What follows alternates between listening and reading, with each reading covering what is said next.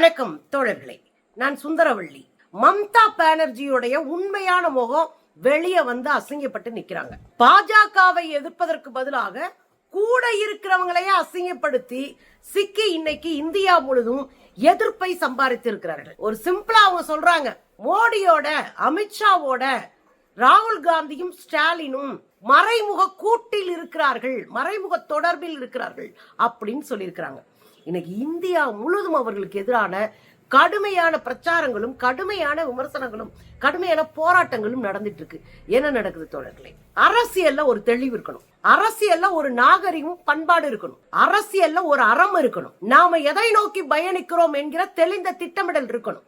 India கூட்டணி RSS பாஜக சங்கப்பரிவார் கும்பலுக்கு எதிராக ஒரு மாற்றாக நாம் கட்டமைத்து கொண்டு வந்தோம். இந்தியாக்குள்ள இந்தியா முழுவதும் பாரத் ஜோடா யாத்திரையில தொடங்கி ஓட்டதிகார் யாத்திரை வரைக்கும் அத்தனை யாத்திரையை ராகுல் காந்தி செஞ்சார்.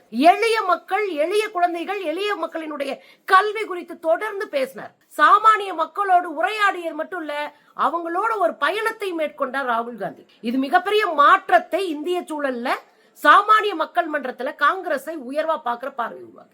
தமிழ்நாட்டை பொறுத்தவரையிலும் ஸ்டாலின் அவர்கள் ஒரு மாற்று அரசியல் மட்டும் இல்ல, RSS பாஜக சங்கப்பரிவார் கும்பலை தமிழ்நாட்டுக்குள் நுழைய விடக்கூடாது என்கிற சித்தாந்த தெளிவு இருக்கிற அத்தனை பேரையும் ஒருங்கிணைந்து ஒரு கூட்டணியை செஞ்சிருக்கிறாரு.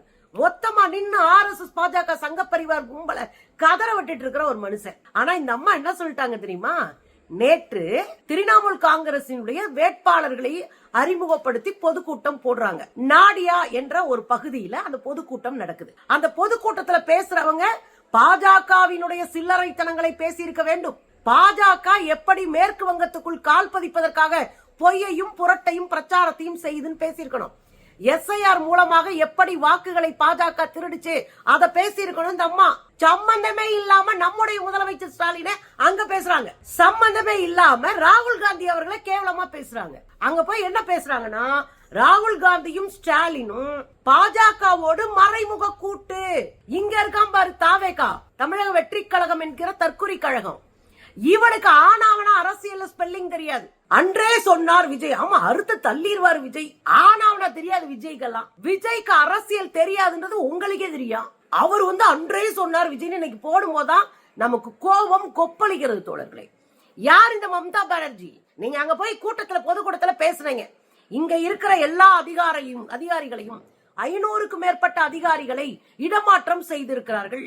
இது திட்டமிட்ட சதி. நியாயமான பேச்சு, உண்மைதான். மேற்கு வங்கத்துல இருக்கக்கூடிய IAS IPS முக்கியமான பதவியில இருக்கிற முக்கியமான ஆட்களை பூரா மாத்துறாங்க. தேர்தலுக்கு முன்னாடி அவ்வளத்தையும் மாத்துறாங்க. அது இயல்பா நடக்கும் நிறைய இடங்கள.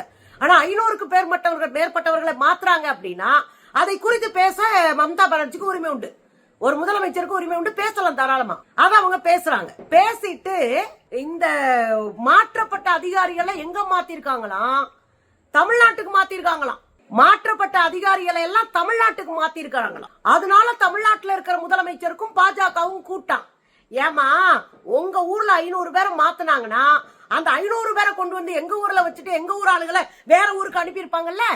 எங்க ஊர்ல இருந்தான மாத்தி இருக்கிறாங்க, எங்க ஊர்ல இருந்தான அதிகாரிகளை மாத்தி இருக்கிறாங்க. இன்னும் சொல்ல போனா இந்தியாவிலேயே SIR மூலமாக 1 கோடி பேரை தூக்குனது எங்க ஊர்ல தானே. ஏதோ மோடி கூட உட்கார்ந்து சமரசம் பண்ணி கொஞ்சி கொலாவிட்டு இருக்கிற மாதிரி ஒரு பொய்யை கூச்சமே இல்லாம இவங்க கட்டவிழ்த்து விடலாமா? மம்தா பானர்ஜி அரசியலுக்கு இது அழகா? அவங்க இதுக்கெல்லாம் வைக்கப்பட மாட்டாங்க. ஆரிய பார்ப்பன கும்பலின் அடையாளம், ஆரிய பார்ப்பனர்களுடைய அடையாளமா இருக்கிற ஒரு பாப்பாத்தி தான் நம்ம அம்மா மம்தா பானர்ஜி. அவங்கள பத்தி பின்னாடி சொல்றேன். அப்போ 1 கோடி பேரை வாக்காளர்களை தமிழ்நாடு இழந்திருக்கு. பாஜக கல்வி நிதிக்கான தொகையை கொடுக்கல, பாஜக மெட்ரோ திட்டத்துக்கான தொகையை கொடுக்கல, எய்ம்ஸ் இன்னும் கட்டி முடிக்கல. எங்க ஊர்ல பாதை சரியில்லைன்னு பாதை போடுறது கூட நாங்க போராடிக்கிட்டு இருக்கிறோம்.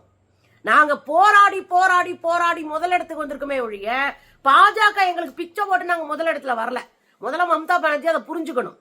உங்க ஊர்ல 500 பேரை மாத்தினாங்கன்னா அதுக்கு கண்டனம் தெரிவிங்க.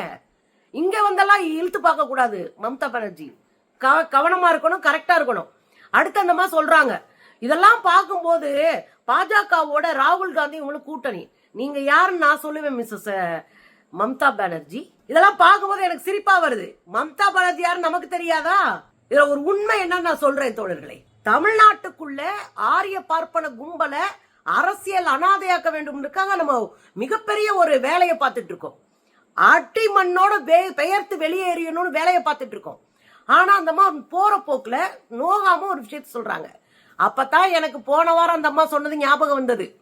போன வாரம் அந்த அம்மா என்ன பேசினாங்க தெரியுமா? நான் டெல்லிக்கு போறேன், டெல்லியில இருந்து பாஜகவுக்கு எதிராக இருக்கிற எல்லா கட்சிகளையும் ஒருங்கிணைக்க போகிறேன் அப்படின்னு. அதுக்குள்ள என்ன அரசியல் இருக்கு?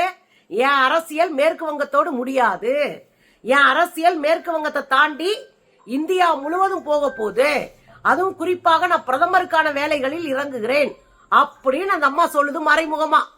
அதனால இந்தியா முழுவதும் பேரணி நடத்த போறாங்களாம், இந்தியா முழுவதும் போய் மக்களை சந்திக்க போறாங்களாம். முதல்ல தலைமைத்துவத்துக்குன்னு ஒரு சில பண்புகள் இருக்கு. ஒரு தலைவர் எப்படி இருக்கணும்? தலைமை பண்பு எப்படி இருக்கணும்? தற்குறித்தனமா இருக்கக்கூடாது. ரொம்ப தெளிவா நிதானமா முடிவெடுக்கிறவங்க தான் தலைமையா இருக்கணும். அதனாலதான் காங்கிரஸ்ல இருக்கிறவங்க இந்தியா கூட்டணிக்கு, காங்கிரஸினுடைய பழைய தலைவர்கள் மூத்தவர்கள் இந்தியா கூட்டணிக்கு ஏன் ஸ்டாலின் தலைவரா இருக்கக்கூடாது? அவர் நிதானமானவர், பொறுப்பானவர், யாரையும் எப்படி டீல் பண்ணணும் தெரிஞ்சவர், அதனால அவரை தலைவராக்குங்கன்னு சொன்னாங்க. அது இந்த அம்மாக்கு காண்டு. இந்த அம்மாக்கு என்ன ஆசை?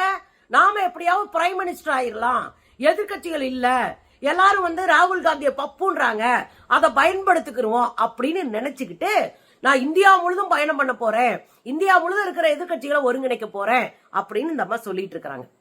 இதுக்கு பின்னாடிதான் ஒரு அரசியல் இருக்கு. இந்த அம்மாவுக்கு இந்தியாவில ஒரு பெரிய தலைவராகணும்ன்ற ஆசை. அதுக்கு இடைஞ்சலா இருக்கவங்க ரெண்டு பேரு. ஒன்னு இந்தியா முழுதும் சுற்றுப்பயணங்கள் மூலமாக சாமானிய மக்கள் மனதில் இடம் பிடிச்ச ராகுல் காந்தி, இன்னொருத்தர் தமிழ்நாட்டை உயர்த்தி பிடிச்சு இந்தியாவுக்கே அடையாளமாக திகழ்கிற ஸ்டாலின். இந்த ரெண்டு பிம்பத்தையும் அசிங்கப்படுத்திட்டோம்னா வேற ஆளே இல்லாம போயிரும், நம்ம போயிடலாம் அப்படின்னு இந்த அம்மாவுக்கு ஒரு ஐடியா. இந்த அம்மா யாருன்னு சொல்றனே, மேற்கு வங்கத்துல 30 ஆண்டுகளுக்கு மேலாக ஆட்சியில் இருந்த கம்யூனிஸ்டுகளை வீழ்த்த வேண்டும் என்று முடிவு பண்ணிட்டு நம்ம என்ன பண்ணாங்க தெரியுமா? சிங்கூர் தொழிற்சாலை விவசாயிகள் போராட்டம் எடுத்து படிச்சு பாருங்க. விவசாயிகள் அங்க நானோ கார் கொண்டு வரணும்னு டாட்டாவோட ஒப்பந்தம் போடுது அரசு. அப்ப நிலங்களை ஆர்ஜிதப்படுத்தும் போது, நிலங்களை எடுக்கும் போது ஒரு போராட்டம் வெடிக்குது. உடனே அரசு அந்த நிலங்களை திரும்பவும் கொடுத்துட்டாங்க. ஆனா மம்தா பானர்ஜி விவசாயிகளோடு நின்று அந்த போராட்டத்தை நடத்தி அதுல ஒரு உள்ளடி வேலை பார்த்தாங்க. என்ன வேலை? போலீஸ் மாதிரியே குண்டர்களை வேஷம் போட வச்சு, துப்பாக்கிகளோடு அந்த போலீஸ்காரங்களோட அந்த குண்டர்களை கலக்க வச்சு துப்பாக்கி சூடு நடத்தி விவசாயிகளை படுகொலை செய்தார். இது எப்படி சுந்தரவல்லிக்கு தெரியும்? பக்கத்துல உட்காந்து பார்த்தாங்களா அப்படின்னு கேட்பீங்க. அவரோடு நின்று அன்றைக்கு இந்த வேலையை செஞ்சு கொடுத்தவர் தான் இப்ப பாஜகவினுடைய தலைவர் அந்த மாநிலத்துல. அவர் பேர் தான் சுவேந்தா அதிகாரி. அவர் தான் ஆளுகளை செட்டப் பண்ணி துப்பாக்கியால விவசாயிகளை சுட்டு கொண்டவர். இது அவர் எப்ப சொல்றாரு? 10 வருஷம் கழிச்சு சொல்றாரு. 2 பீரியட் மம்தா பானர்ஜி ஆட்சி அமைச்ச பிறகு சொல்றாரு. துப்பாக்கியால விவசாயிகளை சுட்டு கொண்டு விட்டு அந்த பழியை தூக்கி யார் மேல? கம்யூனிஸ்டுகள் மேல போட்டவர். போட்டுட்டு ஆட்சியை பிடிச்சு உட்கார்ந்து இருக்க அந்த பீஸ். இன்னும் சொல்ல போனா கிராமங்கள்ல நுழைஞ்சு கம்யூனிஸ்ட் கிராமங்கள்ல கொத்து கொத்தா, இன்னைக்கு நம்ம மணிப்பூர் சொல்றோமே அதை போல கொத்து கொத்தா கம்யூனிஸ்டுகளை கொன்று ஒழித்தவர். ஆயிரக்கணக்கான கம்யூனிஸ்டுகள் இவருடைய ஆட்சியில கொலை செய்யப்பட்டிருக்கிறார்கள். நாம இந்தியா கூட்டணியில ஒரு மாற்று வேணும். இங்க RSS பாஜக சங்க பரிவார் கும்பல் இந்த நாட்டை கலவரக்காடா மாத்தி இருக்கு. இதுக்கு மாற்றாக எல்லாரையும் ஒருங்கிணைப்போம். நம்ம அமைதியா போறோம், அவ்வளவு முரண்பாடுகள் இருந்தாலும். ஆனா ஆடி ஓடி இங்க நின்னுட்டு நம்ம ஆட்களை குறை சொல்றது மட்டும் இல்லாம ஒரு தப்பான மிஸ்கைட் பண்றாங்க, மிஸ்லீடு பண்றாங்க, தப்பா ஒரு விஷயத்தை முன்னெடுக்கிறாங்க. இது அவங்களுக்கு மட்டும் பிரச்சனை கிடையாது. இந்தியா முழுவதும் மாற்ற வேண்டும் நினைக்கிறவனுடைய கனவுல மண்ணள்ளி போடுகிற அயோக்கியத்தனத்தை இந்த அம்மா செய்யுது. அதனால இந்த அம்மா யாருன்னு உங்களுக்கு சொல்லிட்டேன். இந்த அம்மா இப்ப பேசுறதுக்கு பின்னாடி இருக்கிற அரசியலையும் சொல்லிட்டேன். இவங்க சொல்றாங்க நாமெல்லாம் பாஜகவோட கூட்டம். கனவுல எந்திரிச்சு யார் எதிரின்னு கேட்டா கூட எங்களுக்கு பாஜகன்னு சொல்ற அளவுக்கு நாங்க கருத்தியெல்லாம் தெளிவடைஞ்ச கூட்டம். நீங்க விஜய் குரூப் எடுத்துக்கங்க, தக்குரி பயலுங்க தானே விஜய் கூட இருக்கிறவன்லாம். அவங்கிட்ட போய் பிஜேபி பத்தி கேளுங்க. பிஜேபி கூட விஜய் சந்தா ஓட்டு போட மாட்டானுவான். பிஜேபி எங்கள் குல எதிரி என்பதுல தமிழ்நாட்டு மக்கள் தெளிவா இருக்கும். இங்க பார்ப்பன திமிரெல்லாம் காட்டாதீங்க மம்தா பானர்ஜி, அது உங்களுக்கே ஆப்பா அமைஞ்சிரும். இந்தியாவிலே வளமாக கம்பீரமாக அதிகாரத்துக்கு எதிராக பாஜகவுக்கு எதிராக, பார்ப்பனத்துவத்துக்கு எதிராக, இந்துத்துவாக்கு எதிராக களமாடுகிறவர்கள் நாங்கள். எங்களை பகைச்சுக்கிட்டு தமிழ்நாட்டுக்குள்ள மாற்று சக்தியா நீங்க வந்துடலாம்னா அடையாளமற்றவர்களாக போவீர்கள்.